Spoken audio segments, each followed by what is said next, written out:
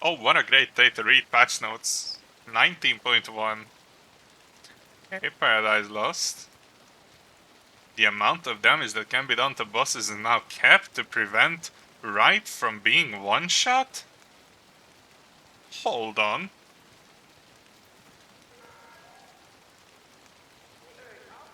What is this? Oh! Okay, starting. Oh.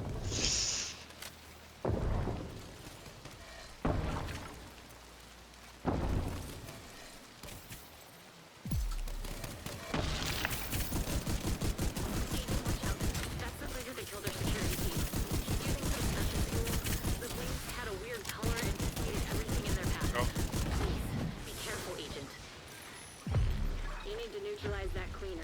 That room could go up in minutes. Ow. The lack of oxygen. Oh, Oh, Too easy. are we wiping or? 813 million. Build them all! Alright, funny intro aside, welcome to my video. I'm doing a Wright one-shot guide, and if you're a bit of an advanced player, a speedrunner perhaps, and you're confused as to how this strategy works, this is the video for you. I'll be doing a full breakdown on the strategy, the builds, and the mechanics behind this one-shot. This is after 19.1, which is the supposed fix of the one-shots, but for Wright there's a little workaround with utilizing the poison status. So let's get right to it, pun totally intended. Let's start with the builds. I'll start with the support players and then move on to the shooters afterwards. If you see gaps in the build, that just means it doesn't matter what they're running. There could be literally any filler items there that do whatever. It doesn't matter for the one-shots. I'll start with Smooge's build. Smooge is a demo, has a lefty to apply Perfect Sledgehammer, and is running 4-piece FI with the chest to apply the total weapon damage to the shooters, if they have full armor, which they will be. Scanner pulls, because overcharged scanner pulls applies weakness exploit, which is a 15% multiplicative damage increase on the targets that are pulsed. Booster Hive, he throws this before the fight, so it doesn't matter if it overcharge. It just helps me stack on Wright with the ACS. Next up, Kim.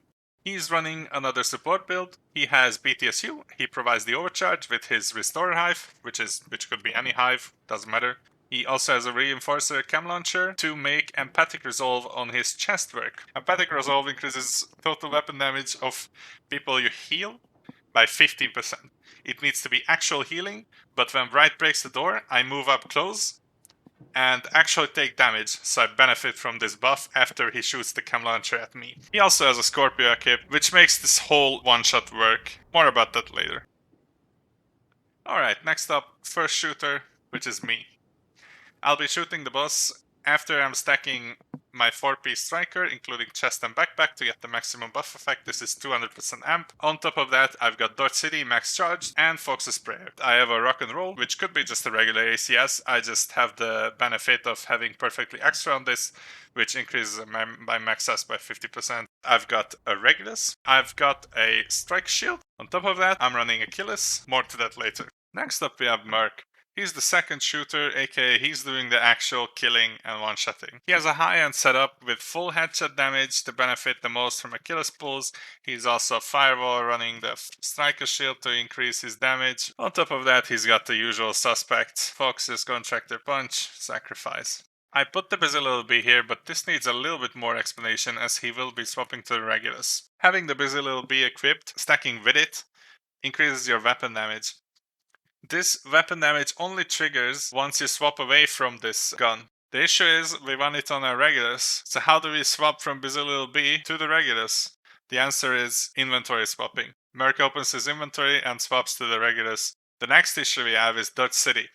How does he stack Dodge City if he needs to hold the Bazilil B, and if swapping away, which would let him stack Dodge City, would cause the Bazilil B buff to trigger on a weapon he doesn't want it to be triggered on?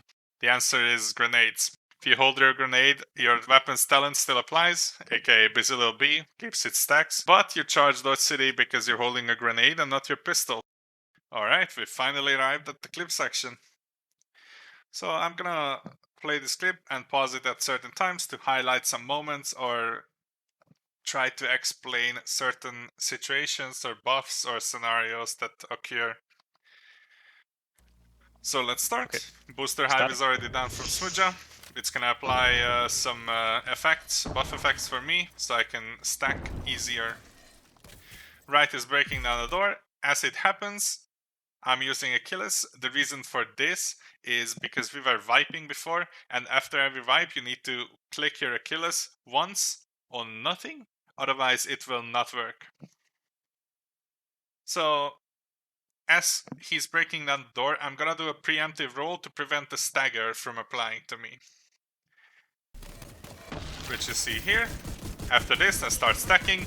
He does another animation. I roll back to prevent the stagger again. He throws a grenade. I was lucky here that my shot hit it, so it explodes on the spot and it doesn't actually affect me while I'm doing the stacking.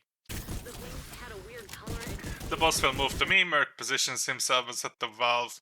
You could see that I was taking damage, so my empathic resolve, or Kim applied empathic resolve to me.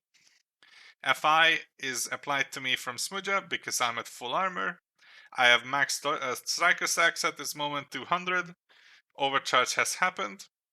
I have max dodge stacks. The boss is running to me and he's about to get hit by a cold shower. So let's see. Merc pulls the lever.